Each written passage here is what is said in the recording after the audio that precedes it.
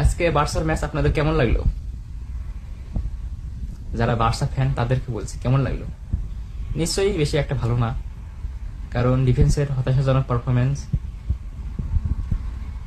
আমরা আজকে নিজেদের ঘরের মাঠে ফেভারিট হিসেবে মাঠে নামেছিলাম, কিন্তু কিছু বোঝার আগে আমরা 2-0 গোলে পিছিয়ে পড়ি, যার প্রেক্ষিতে আমরা কিন্তু বেশি কিছু করতে পারলাম না, ম্যাচটা জিততে পারলাম না, ড্র নিয়ে সন্তুষ্ট থাকতে হলো।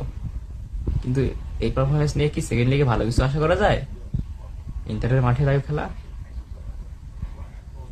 ইন্টার মিলান তারা অনেক ভালো খেলেছে, কিন্তু বার্সেলোনাও ভালো খেলেছে, কিন্তু ম্যাচটা অনেক হাই ভোল্টেজ ছিল, অ্যাটাকিং ছিল। কিন্তু ভাই ডিফেন্স, বার্সার ডিফেন্স ভালো ছিল না আজকে। বার্সেলোনার ডিফেন্স ছিল না। বার্সেলোনার ডিফেন্স যদি ভালো করতো তাহলে আজকে বার্সেলোনা ম্যাচটা জয় নিয়েই ছাড়তো, কিন্তু তার বিপরীত হয়ে গেল, আমাদেরকে হতাশ করে বার্সেলোনা ম্যাচটা ড্র করে।